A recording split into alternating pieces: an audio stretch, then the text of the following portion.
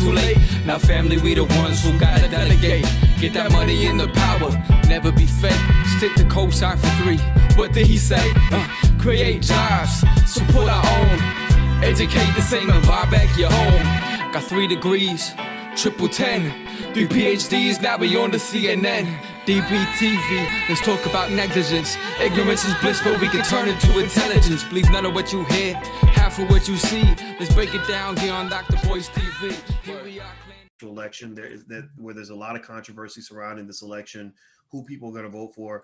And before I even begin the conversation, I want to make sure you guys know that we're not here to tell you who to vote for or what to do. At least I'm not here to do that. But we want you to be informed. We want you to think things through. And so to my special guest today is Miss Tanya Washington. Tanya is a law professor, and I didn't write down the, give me the institution, Tanya. I'm so sorry. Georgia State. At Georgia State, College there we go. In Atlanta. And a full professor, correct? Yeah. A full professor of law at Georgia State University. Now, let me just let you guys know, I am marrying a woman who is a full professor. And when she became a full professor, we knew that was a very big deal. Most professors do not become full professors, and most professors don't get to teach at Georgia State. So you're in the presence of a really smart Black woman who has some really great things to say. And so whether you agree or disagree, I hope that you'll hear her out. So first of all, I'd like to say to Miss Washington, how you doing today, sister? I'm great. Good. Well, I'm glad you're here. Glad to be here. Glad to be here. Yes, well, the honor is all mine. And so why don't we just kind of start from the beginning? You've been on this journey to fight gentrification, among other things, in your community. Can you kind of brief us on some of the issues that you've been dealing with in the Atlanta area? Yes. So Atlanta is one of the, I think it's the 4th fastest gentrifying city in the United States. It is the most unequal city, according to a Bloomberg study, for the 2nd or 3rd year in a row. We know that we are recognized as being the Black Mecca, but there's some real inequality and some real racial disparities and socioeconomic disparities that the city is marked by. And I teach, one of the classes that I teach is Race and the Law. I never anticipated experiencing what I have been experiencing, but I'm grateful for the knowledge that I was immersed in, because it gave me tools and a vehicle for addressing it, along with community activism, which is always a key ingredient to any effective resistance. Okay, and you've really been involved in some activism. I remember being pretty surprised with the kind of back and forth that you were having with the Atlanta mayor, Keisha Lance Bottoms. Did I say it right? Is that right? Okay, I'll make sure, because I live in Chicago. And what really got me was that you two were on these diametrically opposed sides of certain issues, particularly in gentrification. And your sorority sisters, and you're both attorneys, and she went to Georgia State Law School, correct? Can you talk about that a little bit? I mean, I actually think it's interesting because it shows that diversity that we don't often see. A lot of people think all Black women think alike, all Black men, we're all going to identify with 2 chains or whatever, and so I kind of like that. And, and so I'd be curious, maybe you can brief the audience on some of that and sort of, where that's gone to this point. I have a lot of respect for Mayor Bottoms. I disagree with the decision that she is standing by, which is to take my home and the homes of my neighbors out of Peoplestown, a historically Black neighborhood in Atlanta. And I want her to understand that as an elected official who is aware of the way gentrification happens in Black neighborhoods, that she has the power and the responsibility, right, to protect legacy residents and legacy communities. I do not want her to be the last African-American mayor of Atlanta, because the Black voters have been displaced. When you displace people, you are also displacing your voters. And so she is the 60th mayor. I do not want her to be the last mayor. We have brought our case before her and asked her to please reconsider taking our homes by eminent domain. We've shown her the engineering evidence that shows it's not necessary. That was available in 2013 and was ignored when they started taking down houses. And so I now live on a block that used to be 27 houses, and now there are 4.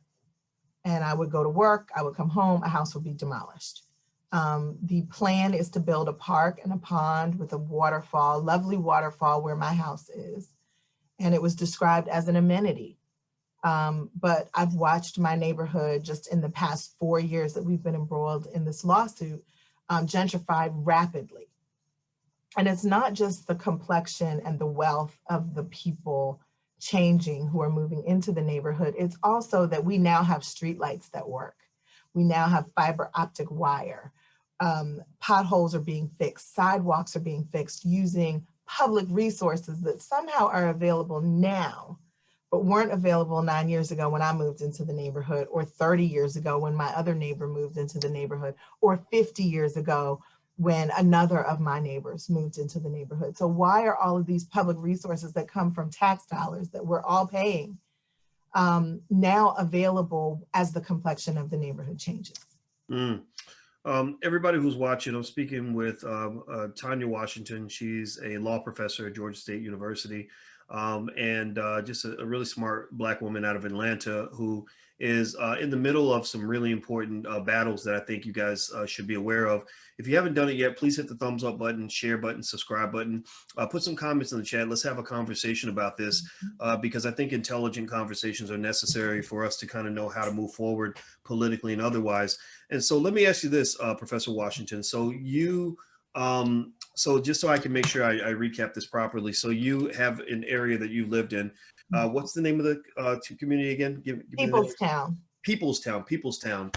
Yeah. And you said that through the years, there's been an effort to gentrify this area. And as the gentrification has taken place, suddenly the complexion's changing, the wealth is changing. Things are available now from the city that weren't available before. Yeah. And you've taken this issue up with not just Mayor Keisha Lance Bottoms, but also, just elected officials that would listen. Yes. And yes. you feel that they haven't really responded in the way that you think that they should, correct? Right. And I don't think that they expected any resistance. We were supposed to be gone in 2016.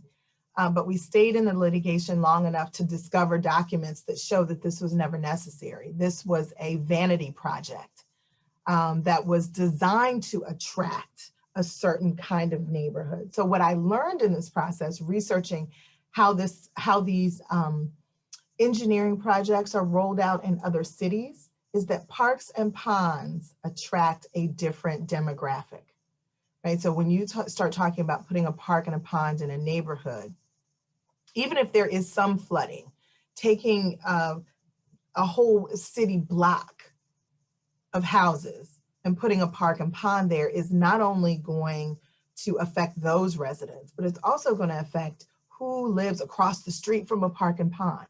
What does that do to property values? What does that do to rents in that neighborhood? Everything goes up. Certain people can't afford to live there, and certain other people are attracted to that space because you have this amenity in the middle of a residential area.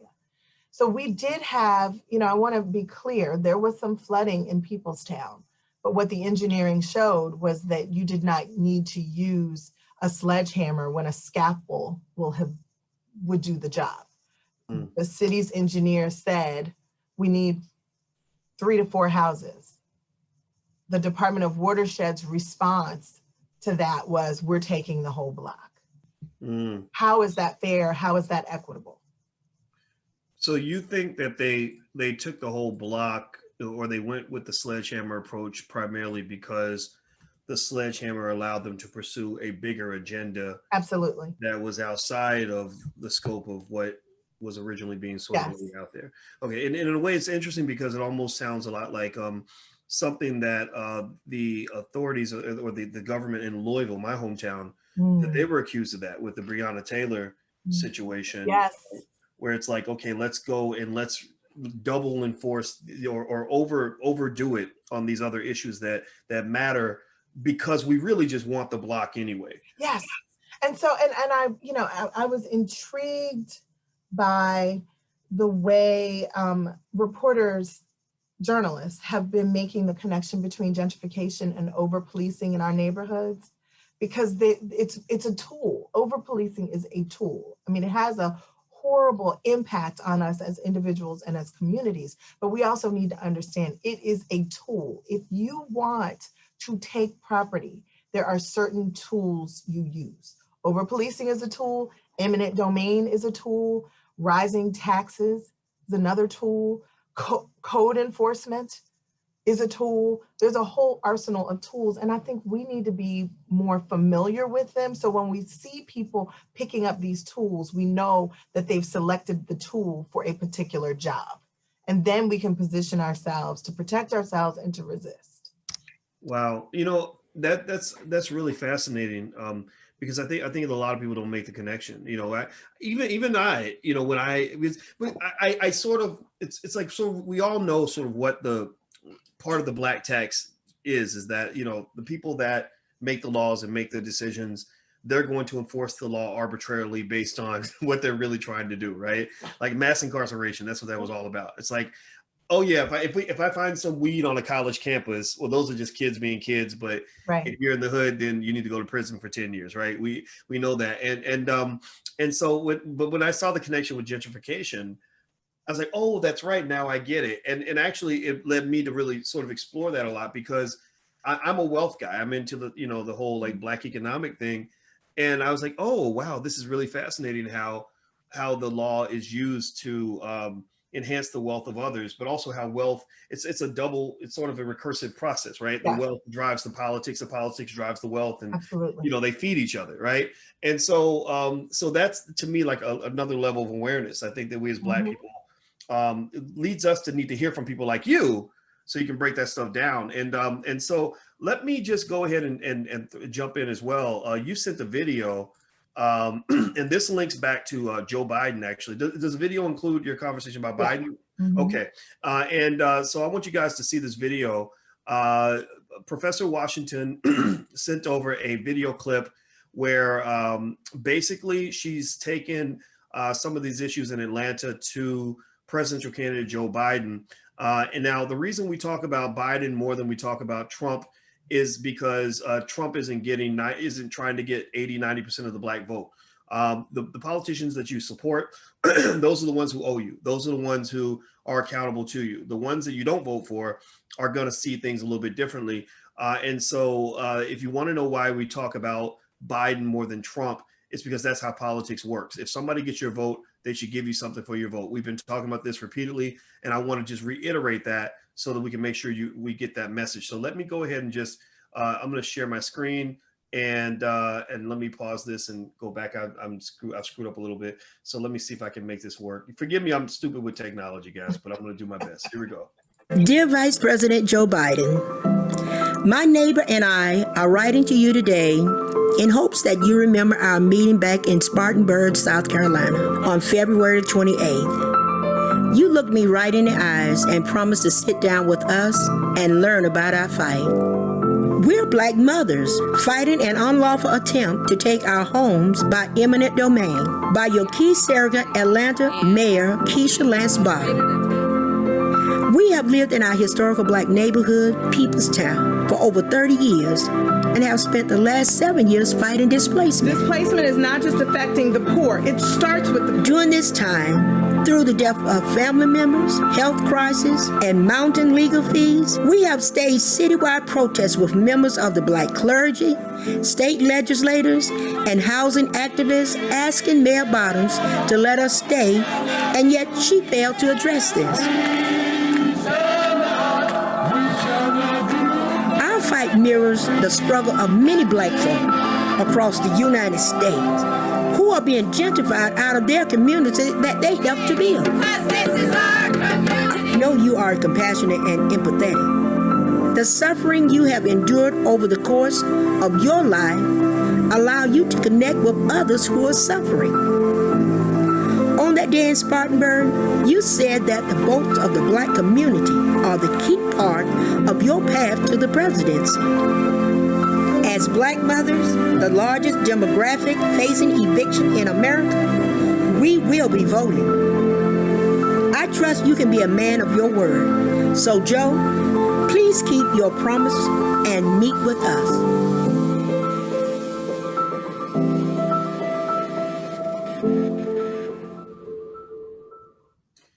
All right. So first of all, everybody watching that video, I need you guys. I'm going to do a quick call to action because we're not just here to watch things. We're actually here to participate.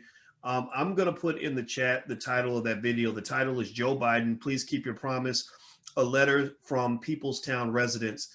Give me a verbal confirmation in the chat. Please give me a yes in the chat if you will go to this video, watch it, and grab the link and share it. Okay, so give me a verbal confirmation in the chat if you can do this. I mean, we need people that are going to be active. If you believe what you're saying, if you think that what you're hearing here is BS, then that's a different story. But if you identify with the issue that Professor Washington has brought to us, give us a yes in the chat that you will grab that link and put it on your social media, on your Twitter, on your Instagram, or your Facebook, things like that. Is there a hashtag anybody's using, by the way? Yes, the hashtag is Peoplestown will not go down.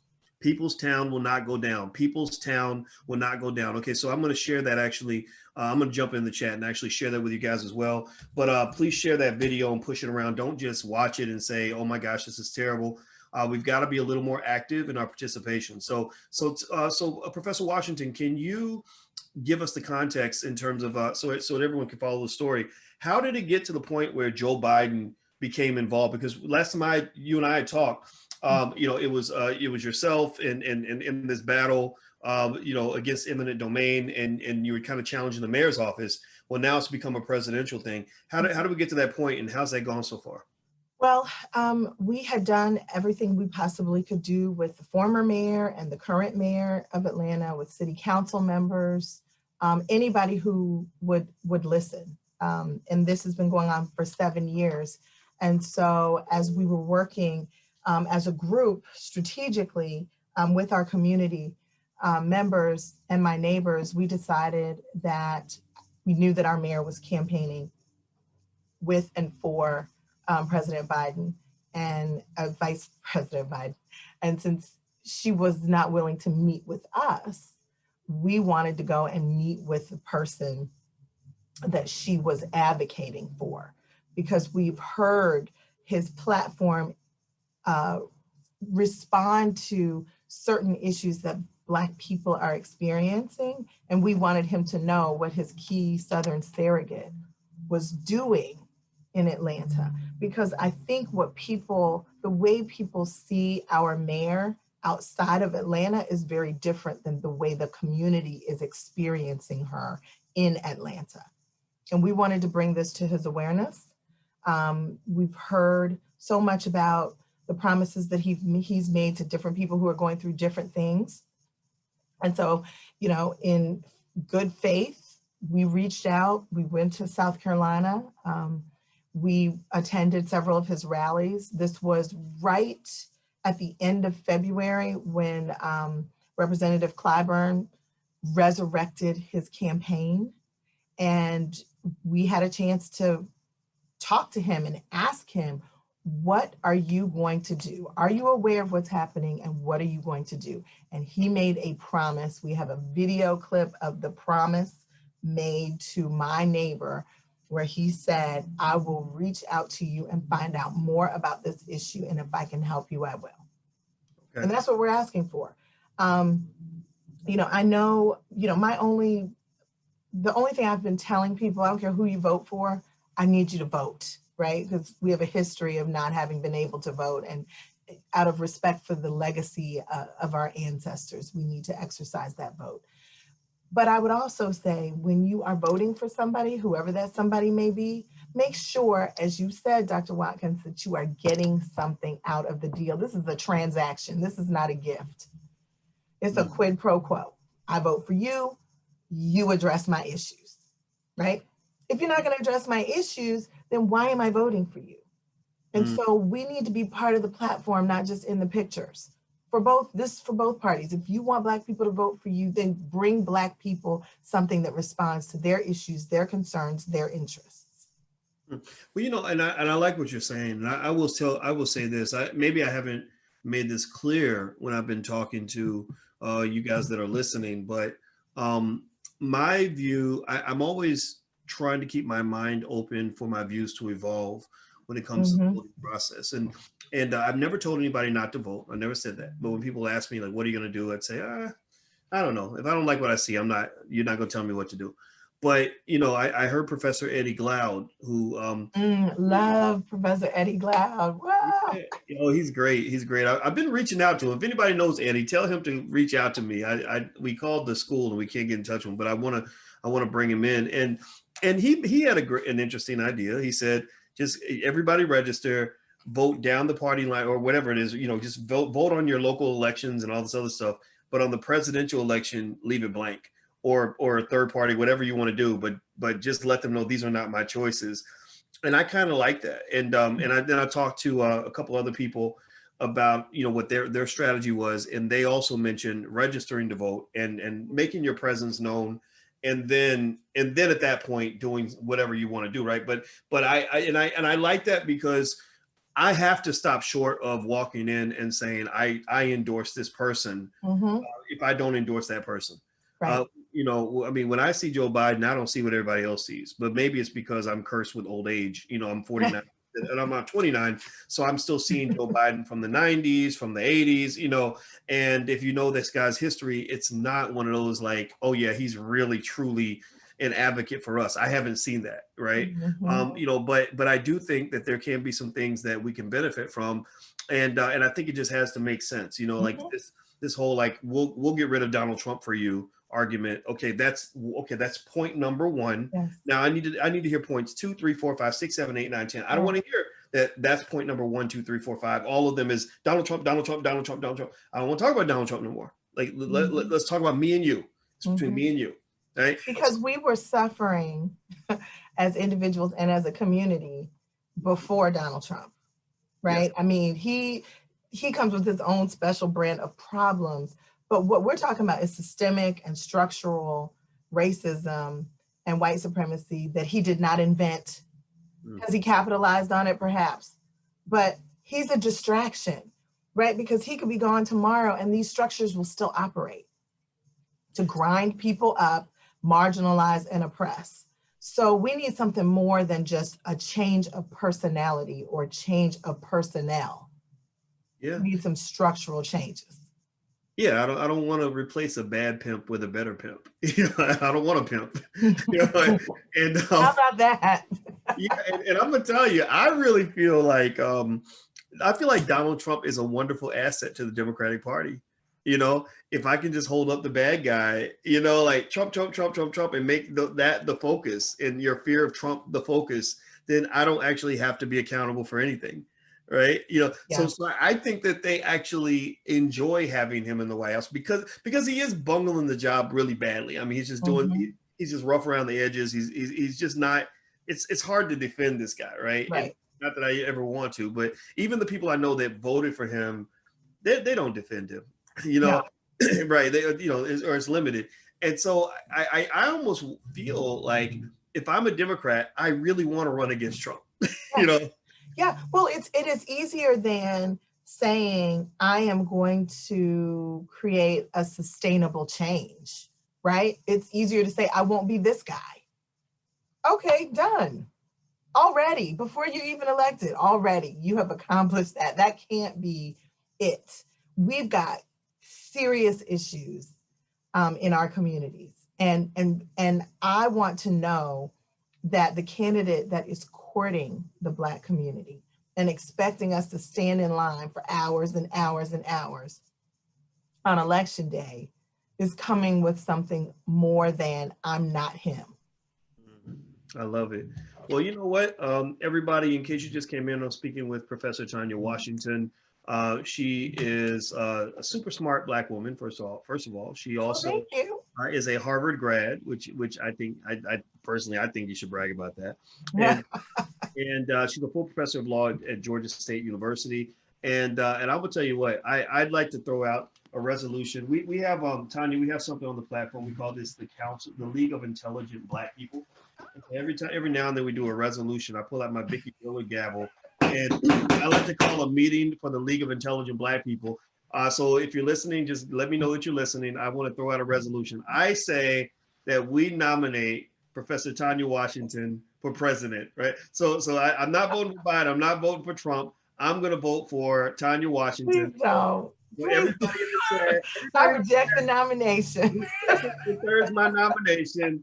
Say aye in the chat. Tanya, I think you should be. We got to figure out who your VP is going to be. I talked to Dr. Claude. We had first nominated Dr. Claude Anderson, but he said he didn't want to do it. When we did it, actually, it's really funny. Like somebody literally was going to make a movie to nominate Dr. Anderson for president. Wow. They called me. They said, boys, please tell people that not to do that. No, don't do that. So I got to find another candidate. So there we go. So you're going to be the fill-in. So everybody who supports Professor Washington, say aye. And if we can't get her on the ballot, let's at least support what she's doing. Let's look into it, research this. I shared that video with you guys, and I really hope that you'll take a second to go to that page, watch the video. Please share that video.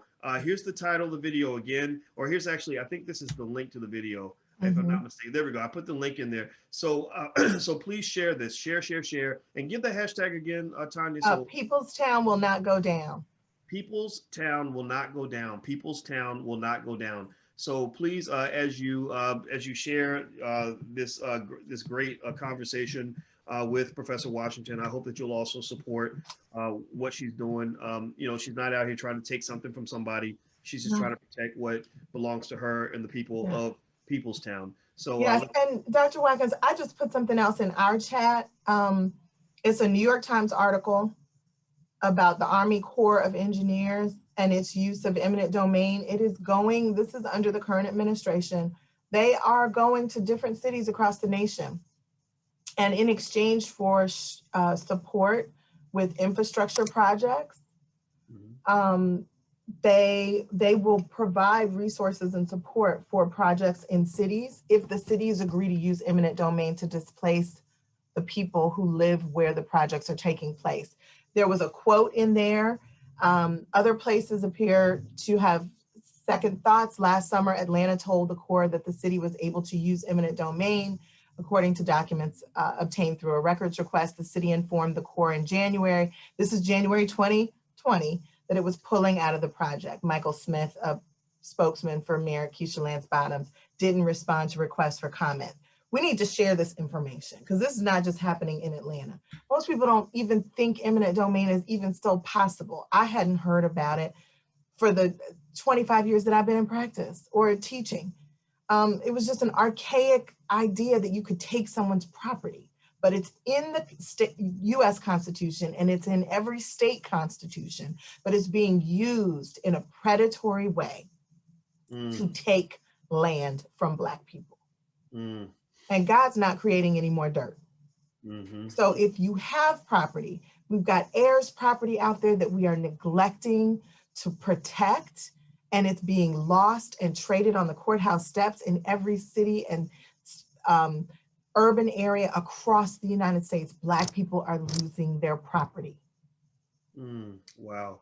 Property is part of our wealth base. Yes, it is. So we need to be on the lookout for things like this, where even if you're paying your taxes, even if you're paying your rent, even if you're paying your mortgage, you can be displaced.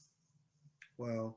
And we owned a lot more land 100 years ago. We owned a lot of land after Reconstruction. Yes, we did. Yes, we did. Well, we got degrees though. Oh yeah. Right. Yeah. We got college degrees and student loans. Degrees that we're still paying for. That's why you don't hear me bragging about Harvard. I'm still paying that off. Oh gosh. Well, I think you should still brag about it, but I get your point. I agree. I think that our values, it's not that our values necessarily went completely bad, but it's that we just sort of let other people drive our value system. Yes. I think, I mean, ownership of land and property, I mean, it's hard to argue that that's not relevant for a community. It's very important. And I think that the fact that we let all that go puts us in danger. Yep. Yep. And there are lots of fights. I know in South Carolina, the Outer Banks and all of those, that Hilton Head property that used to be Black folks owning land on the water, which is now extremely valuable. Wow. They're facing displacement.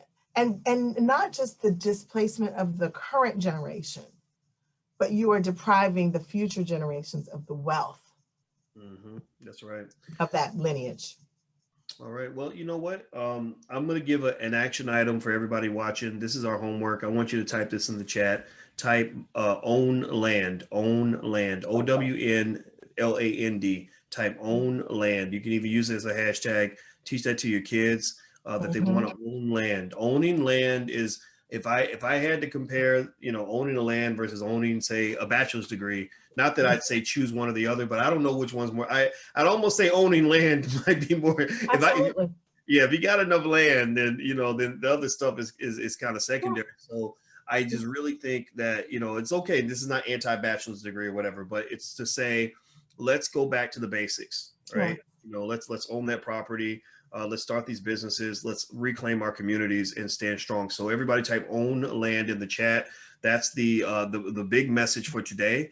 And also, I encourage you to go look up Tanya Washington and the battle that's going on in Atlanta. And I want to reiterate, I think Tanya would agree, this is not anti-Keisha Lance Bottoms. So I thought about my heart kind of hit my heart a little bit when I found out that you two are both attorneys, and both she went to Georgia State and you're in the same sorority. And I said, okay, how do we address this without it becoming something more than what it needs to be, right? Like I like the idea of you two being on the same side. I'm sure you'd be on the same side on a lot of issues, but I think on this one, it is important to just kind of flesh it out, and I'd love to hear what they have to say about it. And Atlanta, and I love Atlanta. My heart's there. My mind was in Atlanta right before you and I talked, because I just read about Killer Mike, a friend of mine who went to with the governor of Georgia, and everybody gave him a hard time about it.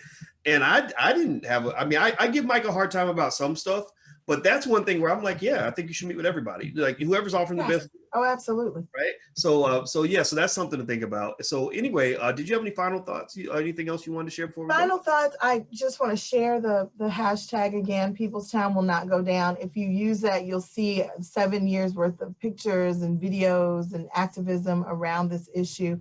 I really like what you said, Dr. Watkins, about, the resistance doesn't have to be about people. It can be about the issues. It doesn't have to be a personal attack. If somebody has power and you're encouraging them to use it responsibly, that doesn't have anything to do with the character or integrity of the person. You just want them to use their power responsibly. And that's why we elect people to office, is to act responsibly. So I really appreciate the opportunity to share this message. As much as this is about my house, after 7 years, it has become about a broader campaign to educate other people who might face this in the future, so that they can benefit from what I've learned in this struggle. And I think it's important for us to protect the dirt that we have left in our families and in our communities. So I love that message about owning land. Yes, that's right. That's right. Well, I want to say thank you very much, Professor Washington, for joining us. You know what? You and I was introduced to you by a mutual friend who's actually in your family, John. One of my favorite cousins. John is my homeboy, going back over 20 years, and I just love John to death. And so you're welcome to come on anytime. Thank you. Yeah, you shoot me a message, and I love smart Black people coming through. Even if you disagree with me, maybe that means I'm wrong. I don't know, but it means we're gonna have a really good conversation. There you go, and that's what it has to be. It has to be good conversations, and I think it's just so important for us as Black people, especially in election time. I start seeing these civil wars. Yes. I don't like any of it. To later on today, I'm going to bring in my friend Deton Thomas, who's he's heavy Biden Democrat, you know, and he gets so mad at me, I know, from the stuff I post, because, you know, and then he put up something, he put something like, beware of these people that are always criticizing Biden. They might be getting compensated by the Trump administration. And I was like, hold up, man, are you accusing me of getting paid by Trump? So I said, you know what, come on the platform. I want to have you on. So it's going to be on drboystv.com later on this afternoon. So make sure you go check that out in about an hour and a half from now. And I said, no, we're going to talk about this as two Black men who, and I said, I'm going to love you no matter what. And I think he's the same way. And I think that that's a good exercise for us as a community. Absolutely. I'm not trying to lose no friends over Trump and Biden. No. No friends over me. No, we shouldn't be losing friends and family, and we should not turn over our critical lens for anybody. I don't care how much you appreciate and approve of someone. Don't stop being critical. That's what thinking people do. That's right. There you go. I love it. I love it. All right. So everybody, before we go, put your hashtag B1 in the chat. Hashtag B1 means that we're Black first. So put that in the chat so we can reiterate where we stand. And everybody go look up. People's Town will not go down. People's Town will not go down. That's the hashtag. Look it up. Add to the conversation. Please share this video and also share that video that I shared with you earlier. I'm going to put this video in the chat again so you guys can share it. Don't just watch the interview. Just do something. You can get on social media and just share it with your friends. That would actually help the people of People's Town. So thank you. Thank you so much. Very much, Professor Washington. I appreciate your time. So good to see you again. Stay Black. All right. Absolutely.